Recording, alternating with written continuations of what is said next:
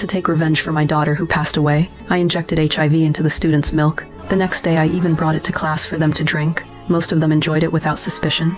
Only a few mischievous ones pushed the milk away, but I stayed calm, because my real target was only 2 students in this class. When I saw them finish drinking every drop, I walked straight to the podium, and told everyone I would resign today. This would be my final lesson for them. To my surprise, the students burst out laughing with excitement, not caring about my feelings at all. Yet I didn't get angry. Instead I calmly locked the classroom door behind me, pretending it was to block the noise, but in truth it was to keep them from leaving. Then I picked up a piece of chalk, and wrote the word life on the blackboard. The harsh screech of chalk made the entire class fall silent. I stepped down from the podium, ready to give this foolish class one last lesson, and the name of this lesson was the meaning of life. I began telling them with a steady voice. Before I got married, I suddenly discovered that my husband had AIDS, but by then I was already pregnant. After talking with him, I decided to give birth to my daughter. When I said this, the girl sitting nearby held her breath nervously, afraid of being affected somehow. Some even stood up shouting at me, until I explained that I had been tested, and nothing was wrong with me. Only then did they sigh in relief, but the words that followed sent a chill down their spines. Not long ago,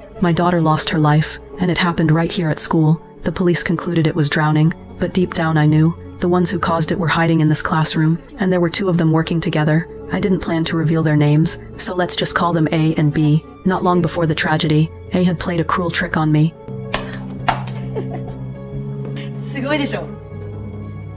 He even boasted saying I was impressive to notice. Then he tried to get me to sign his science contest application, claiming it was for a special project, but I sensed danger, so I firmly refused. Unexpectedly, he went directly to the principal, and still managed to win first prize. He thought his name would shine in the headlines, but instead the news barely mentioned him in a small corner. What did make the front page was a shocking story about a young person taking a life. Since that kind of story got more attentions, he figured he might as well try something just as dark. So A found the weakest classmate B. B was failing every subject, skipping classes just to play games. Once I caught him and punished him by making him clean near the pool. Holding a grudge, the 2 of them chose my daughter as their target. Because of the youth protection law, kids under 14 don't face heavy punishment. Even if caught, they'd soon be released. One day, I was shopping with my daughter. She begged for a little rabbit-shaped wallet, but I didn't have enough money with me. Coincidentally, A saw this scene. The next day he bought the same wallet, and with B's help tricked my daughter, telling her it was a gift from me. The moment she touched the wallet,